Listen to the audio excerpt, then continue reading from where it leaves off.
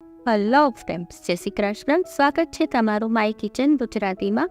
આજે આપણે બનાવીશું ઉપવાસ પર ખાઈ શકાય એવી એકદમ છૂટી અને બિલકુલ દાંતમાં ચોટે નહીં એવી સાબુદાણાની પરાળી ખીચડી, જે સ્પેશિયલ ટ્રીક અને પરફેક્ટ વાપ સાથે બનાવીશું. તો ચલો બનાવવાની શરૂઆત કરીએ.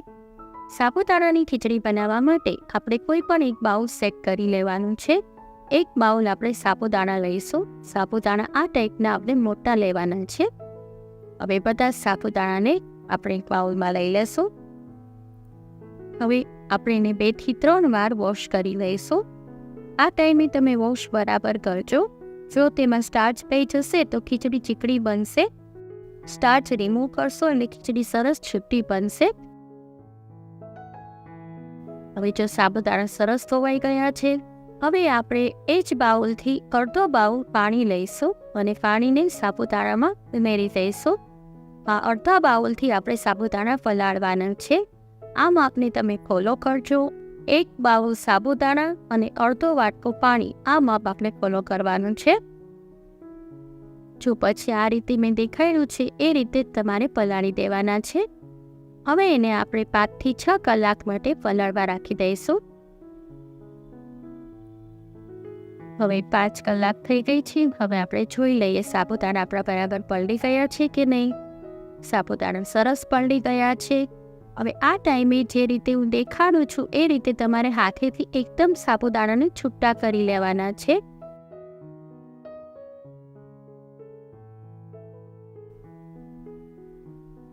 હવે આપણે એને ચેક કરી લઈએ કે સાબુદાણા બરાબર પલળી ગયા છે કે નહીં. સાબુદાણા સરસ પલળી ગયા છે.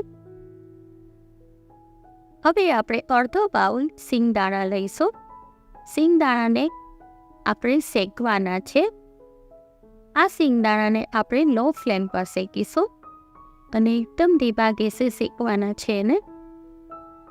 જો તમને આજની રેસીપી ગમે તો લાઈક કરજો, તમારા ગ્રુપમાં શેર કરજો અને માય કિચન ગુજરાતીને સબસ્ક્રાઈબ કરી દેજો અને બાજુમાં આવેલા બેલ આઇકનને પ્રેસ કરી દેજો, જેથી આવનારા બધા જ નવા વિડીયોનું નોટિફિકેશન તમને મળી જાય. જો સિંગદાણા સરસ શેકાઈ ગયા છે, હવે ચેક કરી લઈએ. સિંગદાણા ફાઇન શેકાઈ ગયા છે. હવે આપણે ગેસની ફ્લેમ બંધ કરી દઈશું અને સિંગદાણાને એક પ્લેટમાં કાઢી લઈએ. સિંગદાણાને આપણે ઠંડા થવા દઈશું. સિંગદાણા ઠંડા થઈ જાય પછી એને આપણે મિક્સરમાં પીસવાના છે. આ ટાઈમે આપણે સિંગદાણાનો એકદમ પાવડર નથી કરવાનો, એને દરદરા પીસવાના છે. મિક્સર ચાલુ બંધ કરીને આપણે પીસશું એને. જો આ ટાઈપના થોડા આખા ને વારે એ ટાઈપના આપણે સિંગદાણા પીસવાના છે. આ ટાઈપનો આપણે ટકો જોઈએ છે. બસ સિંગદાણા બી ફાઇન પીસાઈ ગયા છે. હવે સાબુદાણાની અંદર આપણે જે સિંગદાણા પીસ્યા છે તે બધા એમાં એડ કરી દઈશું. હવે આની અંદર જ આપણે બધા મસાલા કરવાના છે. એને આપણે એને એકદમ સાબુદાણામાં સિંગદાણાનો ભૂકો નાખી અને એકદમ હલાવી લઈએ, જેથી જે થોડું ઘણું પણ મોઇશ્ચર હશે તે રિમૂવ થઈ જશે.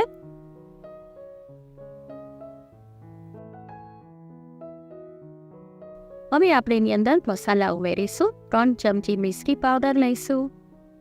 ત્યારબાદ 1 ચમચી આપણે સિંગાનું મીઠું લઈશું. 1/4 ટીસ્પૂન આપણે હળદર પાવડર લઈશું અને 1 ચમચી આપણે મરચું પાવડર લઈશું. આમાંથી તમે જે મસાલા ઉપવાસમાં ન ખાતા હોય તે સ્કીપ કરી શકો છો. અને હું જનરલી મિશ્રી પાવડરનો યુઝ કરું છું, એટલે મેં મિશ્રી પાવડર લીધો છે. તમારી પાસે ખાંડ પાવડર હોય તો એ બી ચાલશે. હવે એને બરાબર આપણે મિક્સ કરી લેવાનું છે. બધા જ મસાલા સાબુદાણામાં કોટ થઈ જવા જોઈએ, એકદમ મિક્સ થઈ જવા જોઈએ એ રીતે આપણે મિક્સ કરી લેવાનું છે. જો અત્યારે જો આપણા સાબુદાણા કેટલા છૂટા લાગે છે, બસ આ ટાઈપના જ આપણે કરવાના છે. હવે આપણે કઢાઈ લઈશું. એમાં 2 ટેબલસ્પૂન તેલ લઈશું. તેલને ફૂલ ગરમ થવા દઈશું. ત્યારબાદ એની અંદર 1 ચમચી આપણે જીરું ઉમેરીશું. ત્યારબાદ 5 થી 6 લીમડાના પાન ઉમેરીશું અને 2 નંગ લીલા મરચાં લેવાના છે, જેને એકદમ બારીક સુધારીને લઈ લેવાના છે. આ આપણે એકદમ ઓછા તેલમાં જ ખીચડી બનાવીશું. હવે એની અંદર આપણે 1 ચમચી આદુની પેસ્ટ ઉમેરશું. હવે આદુ મરચાંની સુગંધ સરસ આવવા લાગે, એકદમ એમાં બેસી જાય તેલની અંદર, પછી એની અંદર આપણે 2 નંગ બાફેલા બટેટા ઉમેરવાના છે. બટેટાને બાફી અને એને આ રીતે નાના પીસમાં કટ કરી લેવાના છે. એને પણ એમાં ઉમેરી દઈશું. આ ટાઈમે તમે બટેટા જ્યારે બાફો ત્યારે તમારે તરત જ પછી પાણીમાંથી કાઢી લેવાના, એટલે ચીકાશ નહીં આવે એમાં. હવે એની અંદર આપણે 1/4 ટીસ્પૂન મરી પાવડર ઉમેરીશું. હવે બધું જ બરાબર બટેટાની અંદર કોટ થઈ જાય એ રીતે મિક્સ કરી લેવાનું છે. એકદમ હળવા હાથે મિક્સ કરવાનું છે. હવે ગેસની ફ્લેમ લો કરી દઈશું અને જે આપણે સાબુદાણા છે મસાલાવાળા તેમાં મિક્સ કરવાના છે, એમાં એડ કરી દઈશું. હવે આ ટાઈમે તમે એકદમ હળવા હાથે હલાવજો એટલે સરસ છૂટી ખીચડી બનશે તમારી. આ બધી જ ટ્રીક તમે ફોલો કરશો તો તમારી સાબુદાણાની ખીચડી પણ આવી જ બનશે, સ્ટીકી નહીં બને, એકદમ આવી છૂટી જ બનશે.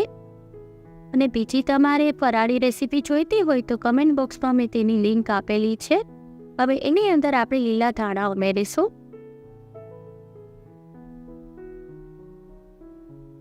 હવે ગેસની ફ્લેમ બંધ કરી દઈએ.